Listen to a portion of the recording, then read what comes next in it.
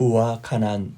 잠언 28장 6절로 11절의 말씀입니다. 흠없이 행동하는 가난뱅이가 행실이 비뚤어진 부자보다 낫다.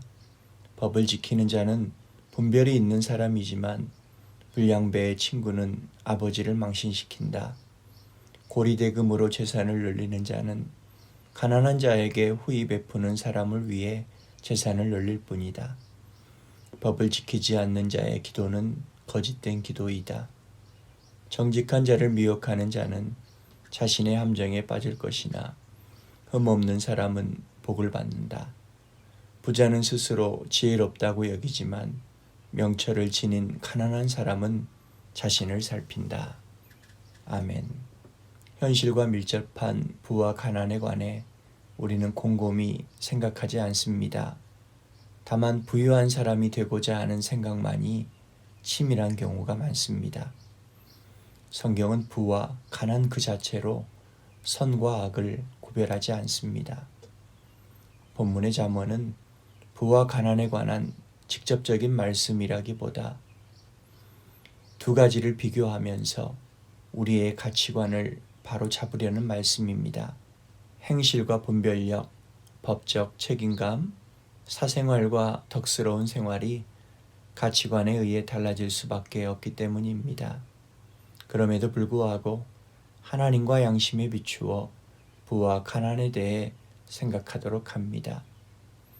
하나님의 말씀 사역을 위해 가난을 자처한 이들을 바라보는 시각이 건전해야 합니다. 복음의 일꾼으로 부름받은 말씀 사역자들은 의도적으로 부유해지기를 거부해야 합니다. 순수함과 분별력이 흐려지기 때문입니다. 정직을 내려놓기 쉽기 때문입니다. 사역자가 말씀을 전하기 위한 그릇을 스스로 더럽히는 것은 함정과 같습니다. 뿐만 아니라 하나님께 삶을 헌신한 이들을 경제적인 궁핍함 때문에 긍휼함을 느낄 것이 아니라 그들의 영적인 풍요로움을 본받고자 해야 할 것입니다.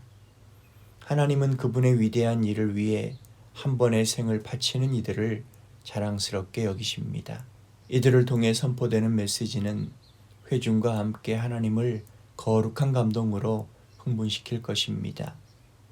주어진 일에 충성한 결과가 꼭 부자가 되는 것이라는 번영 신학으로부터 벗어나야 합니다. 행실이 비틀어져도 부자가 될 수 있습니다.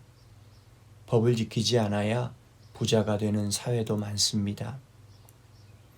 터무니없는 일을 꾀하여 부자가 된 이들도 있습니다.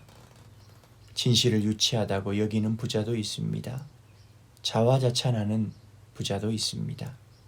우리의 신앙의 결과가 부 또는 가난이 될 수는 없지만 양심을 지키는 부자, 거룩한 부자, 사회적 책임감을 느끼는 부자, 겸손히 공동체를 섬기는 부자, 그래서 하나님께서 잘했다, 충성된 종으로 평가하시는 부자가 되기 바랍니다. 이런 멋진 부자가 많아지길 기도합니다. 하나님은 말씀과 양심을 지키라 하시는데 우리는 소유를 지키고 모으려 합니다. 하나님은 사람을 세우라 하시는데 우리는 사람을 통해 돈을 벌려 합니다. 하나님은 먼저 그의 나라와 그의 의를 구하라 하시는데 우리는 주어진 재물로 인해 근심합니다. 우리를 불쌍히 여겨 주옵소서. 예수님의 이름으로 기도드립니다. 아멘.